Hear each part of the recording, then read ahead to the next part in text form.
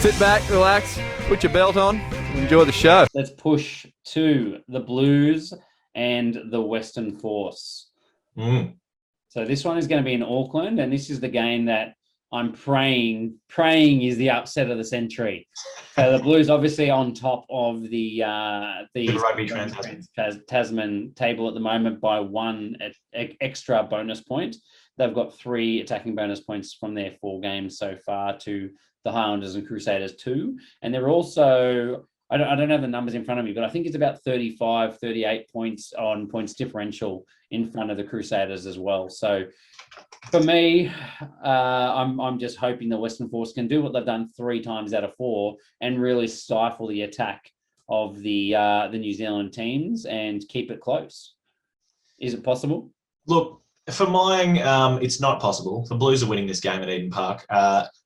Your hope to go to the Crusaders final next week, and I'm sure I think we talked about on the pod before about your sure thing of making sure you're in New Zealand for a Crusaders Super Rugby Trans Tasman final. Also, just didn't run that past your wife that happened to be on when you guys are there. But that was her idea. That was her idea. Oh, okay, yeah, sure, mate, sure it was. Yeah, it was nice. But I think, look, I mean, the hope for the Crusaders is really that the Brumbies knock off the Highlanders. So anyway, back to this game. I don't think there's really any hope.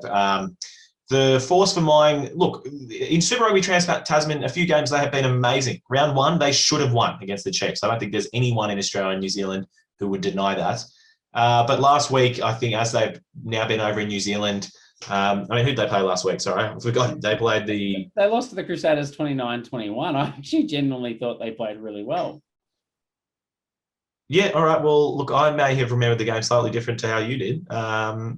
It was the week before. Sorry, it was the Hurricanes. The first week over in New Zealand, they lost 43-6, and they looked like they'd lost everything. And I kind of maybe this Crusaders Force game was one that I didn't watch a whole lot of, but I'm basing everything off the Hurricanes loss. So Harry, I'll throw to you on this game. Yeah, I don't like where you're running with this, mate. That doesn't suit my narrative at all. Look, obviously, it's a pretty classy front row that the Blues have been able to bring in. They already had Eklund. You've got Lala there, who's obviously been on rotation with Offa. I think he played last game as well with Offa having an injury, and Alex Hodgman back into the starting side as well. So, I mean, it's a pretty Horses for courses, mate. All three to have, isn't it? They've got Carl Tui Unokwafe on the bench along with Marcel Renata as well. And then for the Force, they got Madrano, Robertson, and Katu'u, which in their own right, I think have been very good. And it's not bad to have Andrew Reddy, Angus Wagner, and Greg Holmes on the bench. Obviously not quite the same amount of class, but Holmes has been very good. And if he plays a low amount of minutes, I think he's good in the scrum. Angus Wagner, I stand by, is a good young prospect, but hopefully he doesn't spend too much time against Carl Tuiunukwafe. And Reddy, as long as he doesn't have to throw a line out or be in a position where someone asks him to throw a punch, I think we're okay. Or just be involved. Look, I agree with you that I'm a huge fan and have always been of Greg Holmes, the old dog. And I also think Wagner's up and coming, but to say that there's not quite a lot lost between that and the Blues coming off the bench, there is a lot for mine.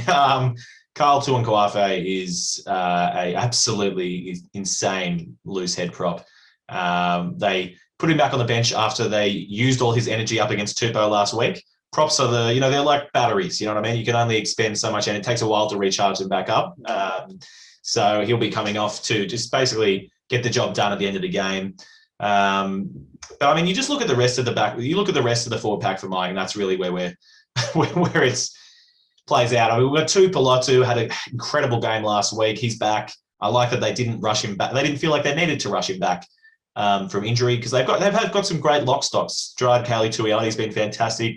Young Sam Derry's been impressing us. Sam Derry, sorry. And yeah, Tuipulotu, he had an amazing. He's coming to form at the right time. He's just put his hand up saying, "Oh, boys, just remember, I would like to be in the All Blacks, please." So. It's him, Whitelock, and Scotty Barrett in the conversation there for sure.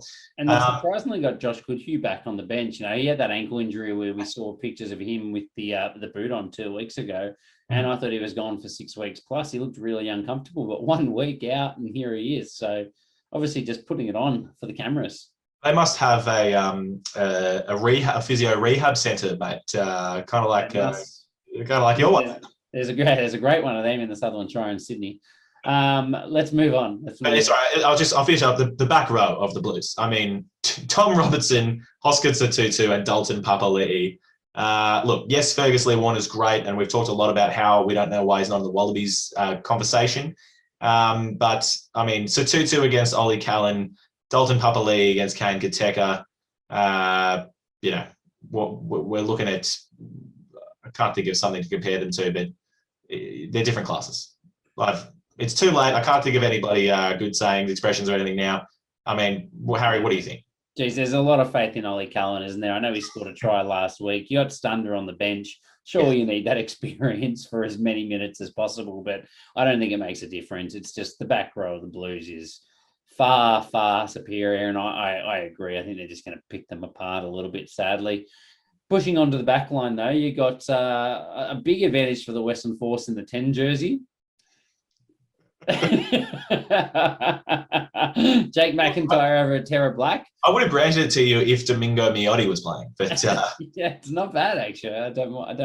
I do agree, but Ian Pryor getting another start, so great for him. And obviously next year you're expecting that he's going to be getting a little bit more game time as well. But Finlay Christie's been in exceptional form through Trans Tasman. So actually, we've always rated him as a player, but I think he's been even better than expected as well in this competition. So he's going to be a tough man to contain. And then TJ Fa'ane, Rico Ioane, without a doubt, is their best centre pairing. You know, there's balance in that. Rico has been a little bit quiet, so you might want to see a little bit earlier ball, I think, to him in a bit more space, because I just don't think he's been given the opportunity to run. And maybe an aging Kurandrani, even though he's not actually that old compared to the rest of his team. Rico's gas might just be a little bit too much for him to contain. So that kind of worries me a little bit. Yeah. I do think that Godwin's a bit of a poor man's TJ Fa'ane. They actually play a pretty similar game. Yeah, no, I like it. I mean, Godwin's had some good moments and some good games before. He's good. I'm not saying he's bad. He's just a poor man's TJ Fa'ane. He did make that. He made that great kick last week for Jordan Oluwafela's try to deny the Crusaders the bonus point, which is huge. Love that. I mean, for mine, look, Richard Kahui, the old man, the Silver Fox. We've talked a lot about him. I've talked a lot about how he's got more pace than a lot of surprising people that you wouldn't believe that he does in Australia. For example, the 3 times he's burnt Alex Newsom. But he's up against Mark Talea. No problem, mate. No problem. I don't think he's got more pace than Mark Talea. And Mark Talea, the man who we often refer to as being covered in spiders, I think this is it. This is the game. This is the week he's gonna light it up. No, I completely disagree. He did look a little bit better last week, but there was a moment there where he was second in from the right wing, had the ball in hand, 2-on-1. All he had to do was pass to Bryce Heem. Mark Talea goes, I'm not giving you this ball because if you score another try, I'm never getting my jersey back. Hogged the ball, got tackled, went to ground and bombed the try. So I don't think he's confident right now. Can I just say I'd like to respect that decision, and I wouldn't want to pass the Bryce Heem either, okay? I don't know why Bryce Heem. Great, mate. He's great. And look, let's finish with Zahn Sullivan versus Jake Strawn. Jake? He is a great finisher, Zahn Sullivan, I agree. He's a fantastic player. Will Jordan 2.0, as I've called him. Yeah, Jake Strawn versus Zahn Sullivan. Need I say more, mate? 2 young players. I think Zahn Sullivan's got it in spades over Strawn, so I'm a bit worried about that one. But in summary, I've got 14 positions to the Blues and 1 to the Western Force. Correct. I'll chuck out a tip first on this one. I think the Blues are going to win this game comfortably. I think they're going to win just because of how well the Force did against the Crusaders last week, and me totally forgetting that. I'm going to bring it down a little bit from what I was going to, but I'm still going to say I think the Blues are going to win this by 15. Right, I think that's too big because I don't want them to get the bonus point, and I don't see the Force scoring too many tries. So I'm going to say 8 points because it suits my narrative. I like it. Very good. No bias here. You're a politician in training. Suits my narrative. That's right.